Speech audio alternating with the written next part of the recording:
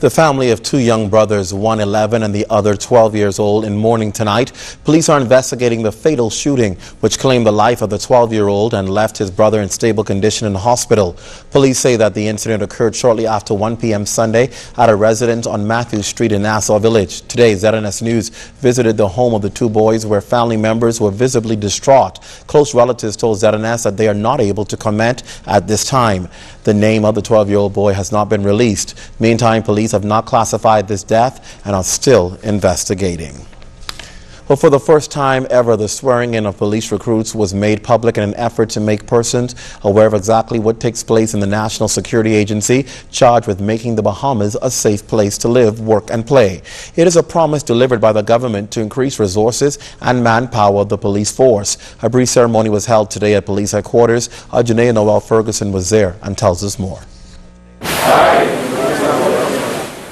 Take a closer look.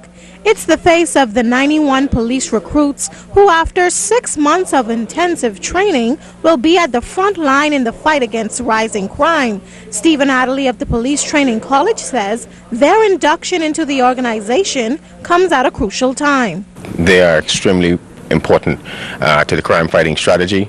Of course, this adds to the boots on the ground and the visibility of the officers on the street, and this is the thrust that the Commissioner is looking for. While this isn't the largest group of recruits to be sworn in, Adley says their impact will be significant. He adds that the training curriculum will also be reformed. We are ensuring that the curriculum is being developed as we speak, and ensuring that what is being taught is really effective when these officers would have find themselves on the street. The Commissioner's instruction and wish is that as soon as these recruits graduate, that they're able to go directly into frontline policing, and so the training is geared towards that point. The group includes some 26 females and 65 males who have in some way been affected by crime. Recruits Ashley Black and Byron Brown believe crime has eaten away at the nation's social fabric. They want to help restore it. I feel affected by the escalating crime in this country, and I want to do the best that I can do to serve and help the people. I feel as though talking is not enough, and I feel as though we should get out there and do something about it. Janae Noel Ferguson, ZNS News. And as 91 police recruits were being sworn in today, 2 police officers were being charged at the Nassau Street Magistrates Court with causing grievous harm. It is alleged on Saturday, February 18th, the officers intentionally caused harm to Maurice Armstrong. The officer shown in the burgundy shirt is identified as Corporal Charles Anton, 44 years old, and the other officer identified as Edison Nairn, 47 years old, in the mustard shirt. They pleaded not guilty to the charge and were released on $5,000 bail with sureties. They appeared before Chief Magistrate Kelly Bethel in court number 8 and are expected back in court April 23rd. Well, youth and social intervention programs throughout the country getting a much-needed financial boost as the government looks to them to expand and develop their initiatives as a critical tool in the war against crime and other antisocial behavior. It's the latest initiative following a list of programs designed by the government to address the unemployment issues in the country by specifically targeting crime and unemployment, the 2 major dilemmas facing the country. It is anticipated that the nation will thrive in a time when opportunities for growth are now resurfacing. It's the kind of support social intervention programs need: money. On Sunday, they got that backing from the government. Prime Minister Hubert Ingram delivering on a promise made during his national address on crime last October to put even more support behind those organizations fighting for our youth and those considered at risk by granting $1 million. The solution to crime cannot be legislated, nor can it be policed out of existence. Clearly, therefore, there must be other ways to fight or prevent crime. It is well known that social intervention in early childhood and the teen years significantly reduces crime. More important than stopping criminals from robbing us is removing the idea that criminal behavior is acceptable. Mr. Ingram says his government cannot cure the disease of crime without the input of other sectors. We must tackle the problem together.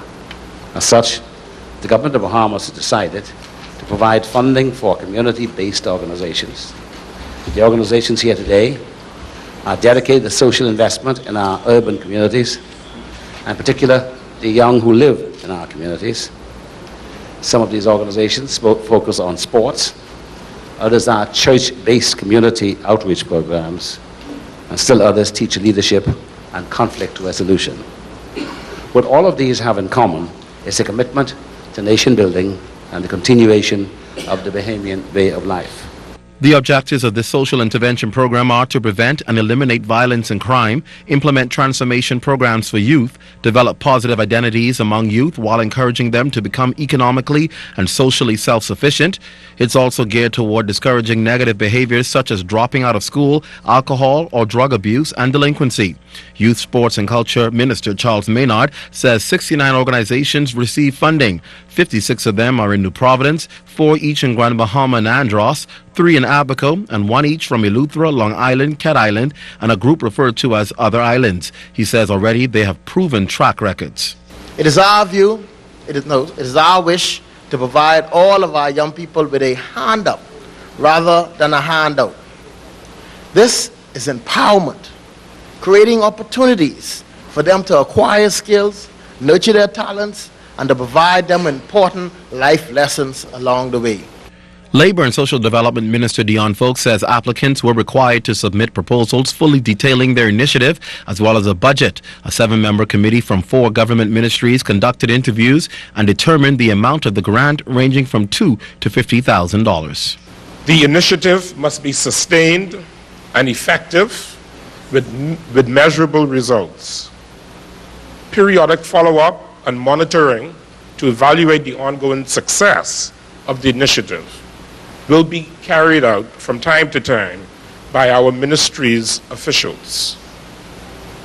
Funding may be discontinued if the program objectives or any other requirements are not met at any stage of its evaluation.